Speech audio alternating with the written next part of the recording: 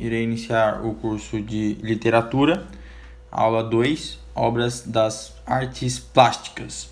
Bom, de início é fundamental a gente se situar no espaço, ou melhor, no tempo cronológico da história da arte.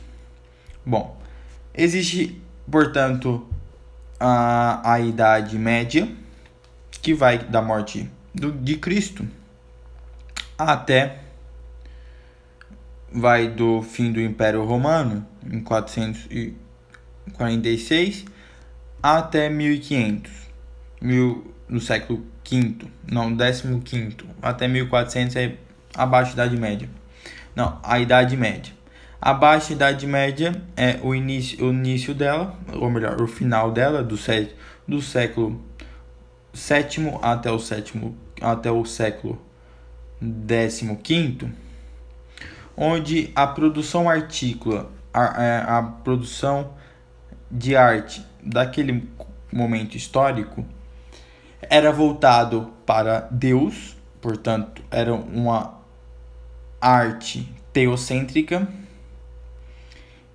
Eles preservavam o trovadorismo com as suas cantigas líricas e satíricas, que muitas vezes endeusava a mulher e era fundamental para a característica daquele mundo. Com o passar do tempo, portanto, essa produção começou a ser desenvolvida no século XII depois de Cristo. Ao passar o tempo, no século XVI, teve esse período transitório do século XII ao XVI, portanto, 4 séculos. Nesses 4 séculos ocorreu uma fuga desse estilo de pensamento artístico, onde a subjetividade era maior que a razão, portanto, o subjetivo, as ideias do seu indivíduo começou a se transformar em uma arte humanista, com um pouco de fuga do modo subjetivo. Mas foi no humanismo que as pessoas começaram a pensar mais no humano, em que desenvolveu até mesmo as grandes navegações. Bom, na transição no humanismo ocorreu a presença de Gil Vicente, um português, em que começou a produzir o teatro popular. Ele escreveu todos os seus teatros e desenvolveu um meio de arte chamado teatro. Mas o final do humanismo foi com o classicismo. O classicismo veio com o Renascimento, em que os grandes artistas, principalmente da Itália, tiveram contato com as ideias da Idade Clássica, portanto, dos romanos e dos gregos. E, ao ter contato com os gregos, eles tiveram contato com as ideias de Aristóteles, Platão. Então, eles voltaram a ter o pensamento racional, fugir um pouco desse teocentrismo e vir mais para o antropocentrismo, pensar mais no homem, assim como os gregos faziam. Os gregos tinham a sua arte plástica totalmente voltada para o antropocentrismo, para eles próprios, para falar da condição de pessoas, para falar do Homo sapiens.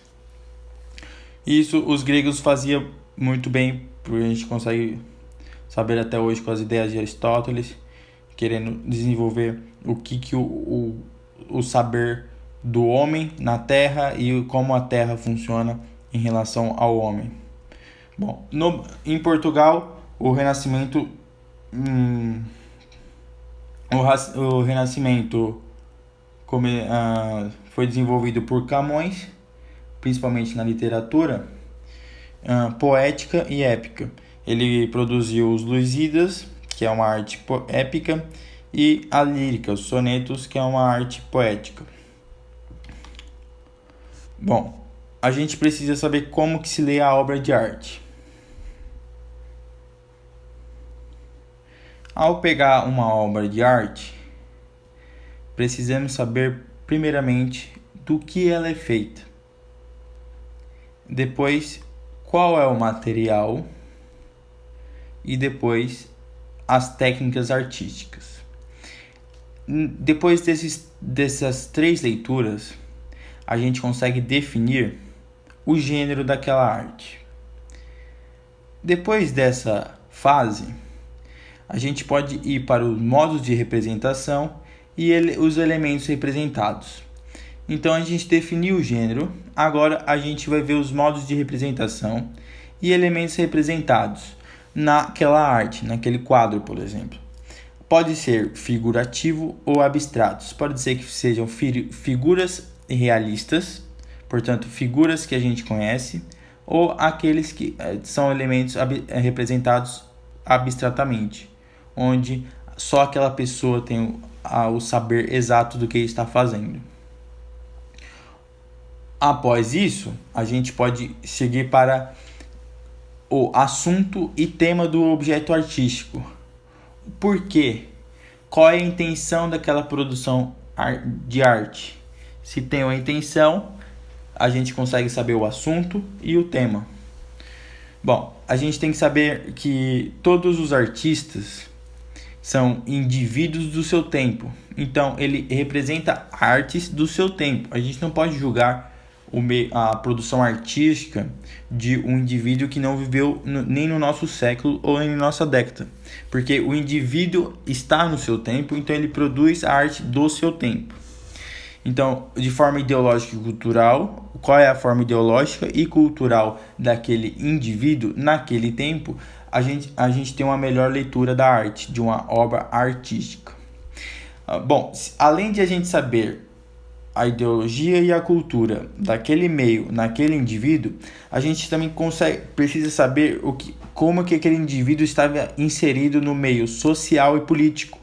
Aí a gente consegue ler a obra com mais detalhe ainda. Então, esses detalhes vão fazendo que a gente, quando olha um quadro artístico, portanto, uma pintura em uma tela, a gente consegue ir sabendo o que aquilo representa com essas perguntas, com esses questionamentos, e a gente vai entendendo melhor aquela obra. E o principal é qual é o material econômico que aquela obra foi feita, os modos de produção.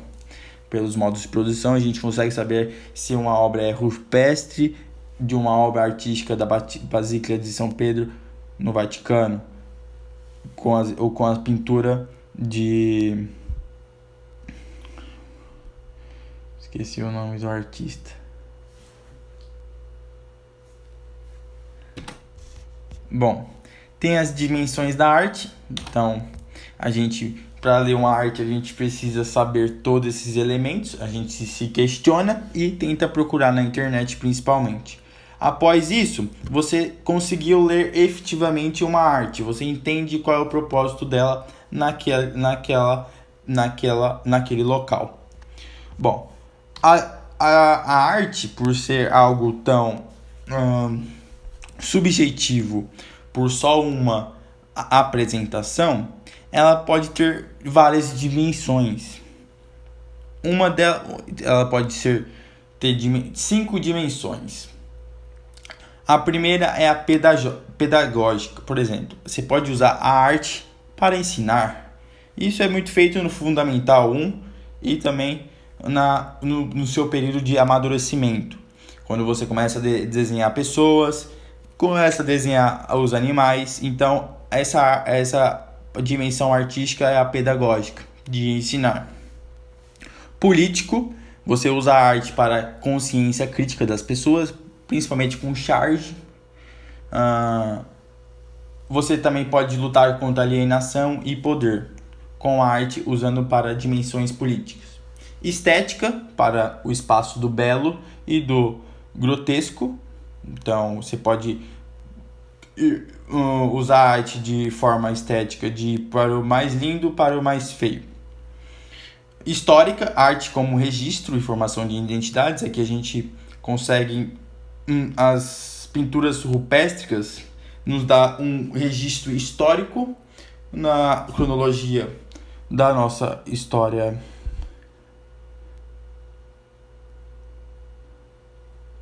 E ritualístico, que é o sagrado e transcendental na arte. As formas de dimensão de característica religiosa, com as figuras dos santos nas igrejas católicas, principalmente no barroco, com suas ornamentações bastante peculiosas. Bom, é fundamental que a gente tenha aqui o Renascimento. Ele trouxe o ideal de clássico.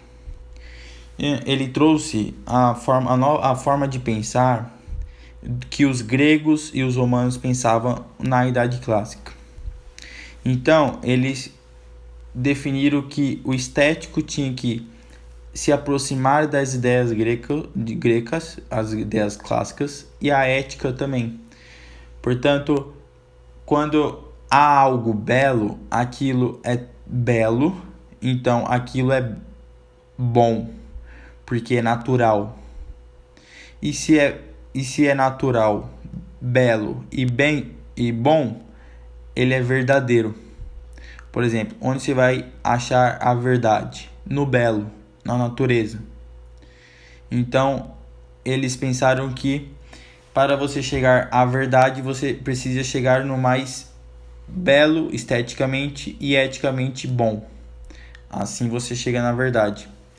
Então, o Renascimento vem com ideias classicistas que preservavam muito a ciência e a técnica. Ao preservar a ciência e a técnica, vem a caracterização que é pensar no homem, pensar na racionalidade. Por isso que o Renascimento é um momento antropocêntrico.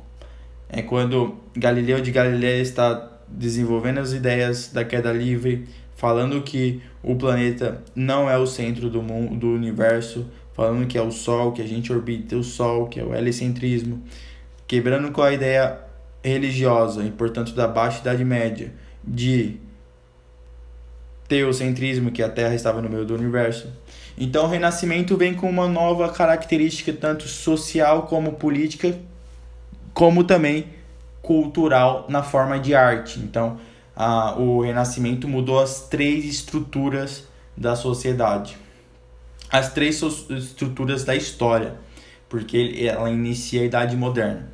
Então, o paranome histórico que surge o Renascimento é o fim do sistema feudal, portanto, o desenvolvimento da urbanização, com o desenvolvimento da Revolução Industrial, a primeira na Inglaterra, o desenvolvimento das cidades, portanto, os burgos, onde existia a burguesia, a valorização do capital, portanto, a moeda retorna para o meio europeu, porque antecipadamente o feudalismo não tinha moeda. Começa a surgir o absolutismo monárquico, portanto, começa a surgir os reis e a começar o nacionalismo das regiões, delimitando áreas onde aquele grupo de pessoas se identificava com um rei absoluto, então é monárquico. Vem o Renascimento com as ideias da Idade Clássica, que era primordial o racionalismo e fugir do subjetivo, não ficar como um romântico, sim como um racional. Então, ao pensar racionalmente com a ciência e a técnica, eles têm o desenvolvimento antropocêntrico que pensa no homem, como que o homem pode se desenvolver mais. Isso foi tão fundamental na nova postura do continente europeu, que resultou no país português, em Portugal, nas grandes navegações, junto com a Espanha. Então, mudou politicamente com o absolutismo, mudou economicamente com a volta do capital e do comércio, e culturalmente veio com uma ideia de antropocentrismo. Essas três mudanças resultaram nas grandes navegações, que deu origem a todo o processo colonial ao redor do mundo. Então, é isso a aula. Deixa o like, compartilha. Até a próxima. Tchau.